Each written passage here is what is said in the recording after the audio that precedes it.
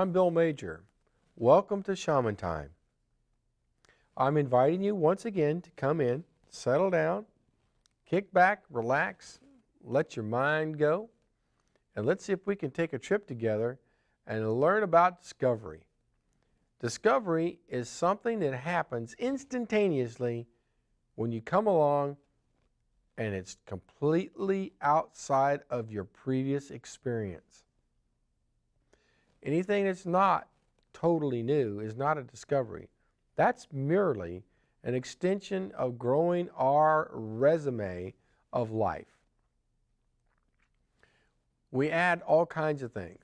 We see different makes and models of cars, we meet people, we integrate their faces, their names. We even go so far as to collect things. Sometimes we're very litigious and we even document it. We write it down, we type it in, we build a database. Discovery, though, to actually go and find pure discovery can be done within ourselves at a spiritual level and an emotional level, as well as a physical level. I've given some consideration that our minds glom on or hold on to things more when we involve more of the senses. If we're tactile, that's the touching piece, and we're auditory, we hear, and visual, we see.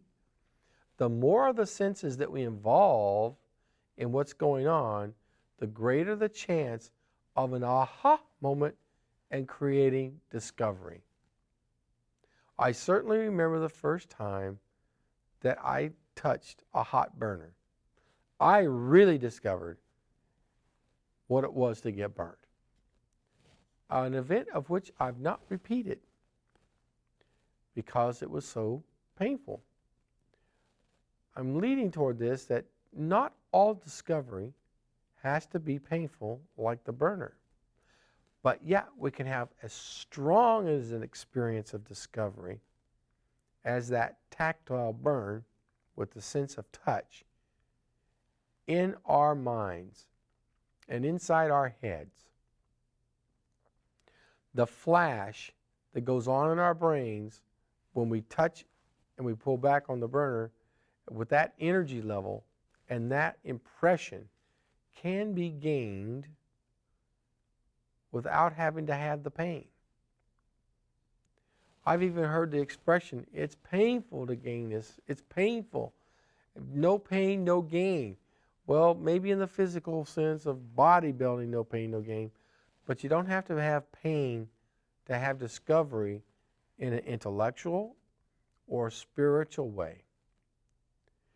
A lot of us grew up on Bible stories or fables, or the handed down yarns that were spun by our aunts and uncles and even our nephews and cousins sometimes. Discovery is available to all of us.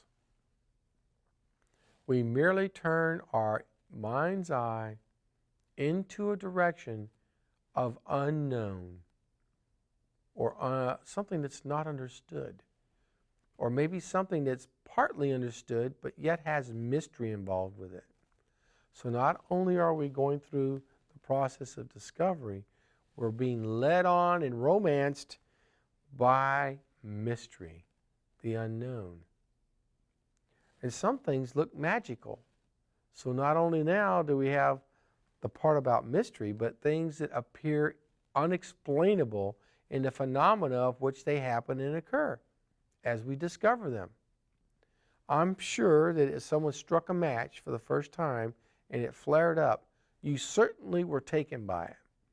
But as they took out more matches and they struck them, over time, what was repeated, the glamour and the mystery of it that you had the first time you saw it diminishes over the repeated performances of the same event. So the discovery can wane quite quickly from being the leading thing of our mind's eye and attention and what our recall is attached to in the short term, because we move on to something else. And we move on because we have an insatiable appetite for learning. We're just geared that way. We're made to learn. We come equipped with all kinds of ways to learn. Our senses themselves, the basic senses, assist us to have input to learn and to recall and to comprehend. It's not till we move into the world of language and then written language that it becomes even more apparent that our ability to recall it's just phenomenal. It's not till we start becoming dependent upon outside sources of recall that it begins to become secondary in our primary activities of what we're doing in discovery. When we discover something, we catalog it. A lot of things about it. If you find a really beautiful stone, and I'm suggesting that this stone is just absolutely incredibly beautiful. It has its own fire inside of it, and it is an opal. And you can look at this opal and you can see the flames and the embers in it. Yet it's cool to the touch, and it is a stone, but a beautiful opal.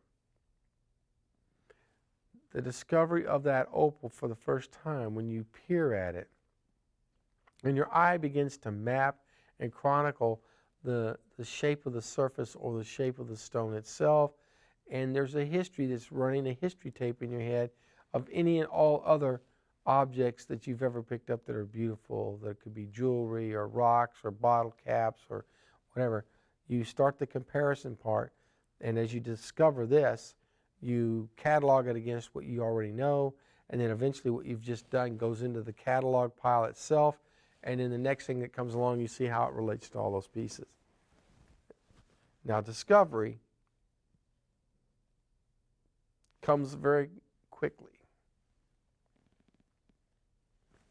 We only have a moment in which we can find it and discover it, or it'll pass us by. What draws us to the given moment that has us choose discovery over passing by? What is that intuition piece that draws us to something that we can't explain? Why did I go into the toy box to find this particular object that I've played with before? And yet, there's something new about it. I begin to understand there's more to it than just how it was designed, that it's actually an integral part of a bigger system of things of play. What I'm talking about is if you have a train set with all the wooden blocks, and you have the wooden track and the wooden trees and the train station, when you find the train station in another location, away from all the other things that tie it together as the train station, you carry the previous experience of the train station with you, unless it's the first time you've seen the train station and you don't know that it can go with the train set. So how you treat it at that moment of discovering it's a train station and what you're doing with it to integrate it into your previous life experience to get it hooked up with the train set may not happen without some outside stimulus, or you continuing to remember the train set and the train station, and you go on out in life and you visit a friend's house and they have their train set up and they have the station set up, and then you got that aha moment. You discover that they belong together. And what's worth passing on to someone that's making discoveries on their own? What is the degree of comfortability on that? I don't know. But I do know that they're basically key pieces of discovery. We have to think about, when is it totally new or something that I can't relate to? I catch it, and I don't know where to put it. I don't know how to pigeonhole it. I mean, if I go into a clothing store, there's clothes there. I kind of like recognize them. They got sleeves and collars, and they're open or they're closed, but they're clothes. So I can kind of connect on that one. But what happens to me emotionally or spiritually when I'm given a challenge or an opportunity to grow with something that comes around or shows up that's not grounded in my previous history? I don't have a 20/20 hindsight to it. Do I run from it? Do I embrace it? Do I even recognize it to the point that I can see that it's something that I can discover and continue to move with? Or is it something that I'm not even ready to acknowledge exists? Will I pass that opportunity of discovery and go on to something else? What piques my interest to go back into that toy box, pull out that train station, and then go find the train set to bring them back together? What compelled me to go in there? What was the intuition that drew me to the big toy box to find the thing and then to bring the other thing, where I had to go out and seek and find it, to marry the two back together? How much of an impression was made on me with the train station and the train set from the first experience? How strong is it that I feel that that station and train set belong together? This is part of the thing. How hot was that discovery? Was it like touching that burner? Was it such a surprise? Did it mean so much because how it fit together? Did it just look right? And now if it's apart, it doesn't? It's like something's missing from one or the other. And inside, I'm drawn to the toy box to pull it out, to bring it back together, because it was such an important experience of discovery that I believe it belongs there. And I can't think of it any other way.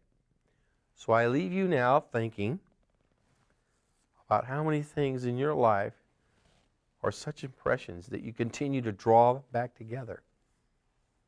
Family, friends, other life experiences.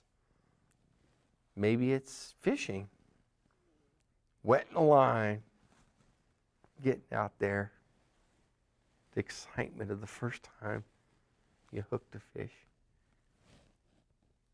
Depending on how powerful that experience was when you discovered it the first time, will help you to discover new things and to join old things back together.